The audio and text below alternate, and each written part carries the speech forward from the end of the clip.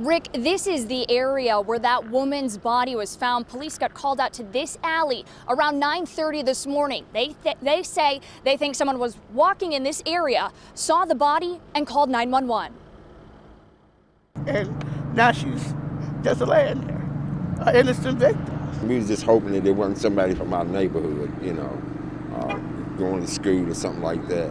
Police tape surrounded a parking lot near the railroad tracks. That area there is really, it's a bad corner. Detectives walked under the tape to the alley where an unclothed woman's body was found. Every body tells a story.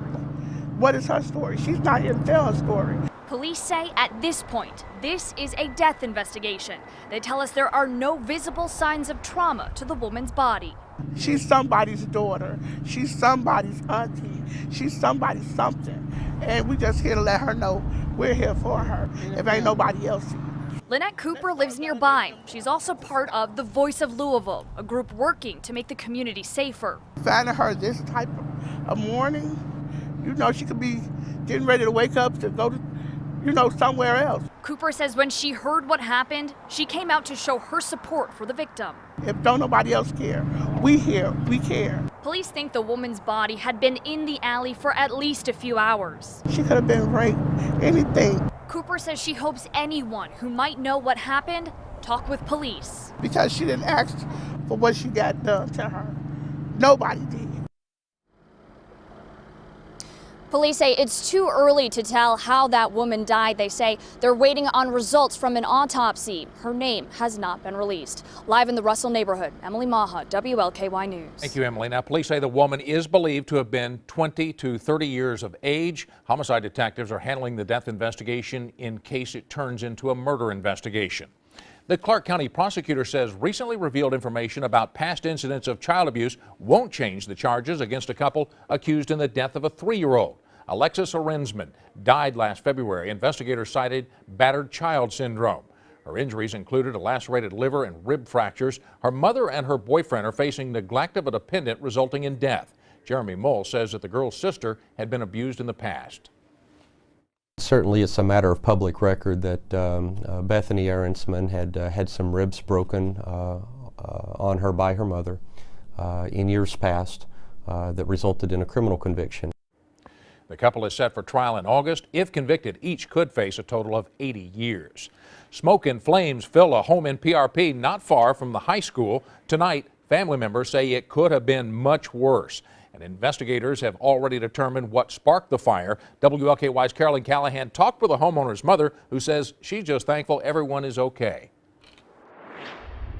This is debris from the burned home. Firefighters shoveled this out of the window. 2 adults and 3 children live at the home. None of them were home at the time. My daughter was at work and called me just hysterical, saying that her house is on fire. This house on Ronan Drive in PRP Walls are gone. It's bad. It's really bad. was the first home Maria Mitchell's daughter called her own. I think that's why she's so tore up. First house. It was just before noon Thursday when neighbors noticed smoke and flames at the back of the house. The homeowner says she was having an air conditioning unit installed in her bedroom earlier in the day. The workers finished the job and left. They hadn't even been gone probably 20, 25 minutes, and neighbors called 911 because the house was on fire. Investigators say the fire was accidental. I'm sure the gentleman doing the work was very upset. It's just some of those things that do happen, though. For the family who called this house a home, they're just thankful the children were not inside. We're blessed because we can replace everything in this house. My grandkids, my daughter, she's fine. We're gonna get through this. The family is still working to determine how much damage was done to the home. Reporting in PRP, I'm Carolyn Callahan, WLKY News. And firefighters say they had the fire under control in 15 minutes. The Red Cross is helping the family now. A man accused of setting fire to a home in West Louisville faced a judge this morning. LaJuan Jackson is charged with arson, burglary, and wanton endangerment. According to arrest records, Jackson admitted setting fire to a bed at a home on South 28th Street yesterday morning. Someone passing by saw the flames and called police. Officers said they found Jackson in the hallway of the building. 4 adults and a child were inside at the time but were not hurt. Jackson is being held on a $20,000 bond. A man wanted for a shooting in Bardstown is under arrest in Louisville. Investigators say 28-year-old Darnell McGee shot 33-year-old John Chesser Tuesday on North 3rd Street in Bardstown. Chesser was flown to University Hospital for treatment. McGee faces multiple charges, including attempted murder. He's being held on a $100,000 cash bond. A Bullitt County woman is recovering after she says someone shot her in the stomach. She called 911 around 9:30 last night to say someone broke into her home on Hillview Boulevard in Bullitt County and shot her. Her boyfriend wasn't home at the time. He says his girlfriend tried to shoot the intruder. Neighbors say the reported shooting makes them uncomfortable. It's going to make me kind of probably stay up later at night for a little while, but you know, there's a ravine that goes between our houses back there, and you know, I've got a privacy fence, but it doesn't mean anyone can climb over it and do the same thing.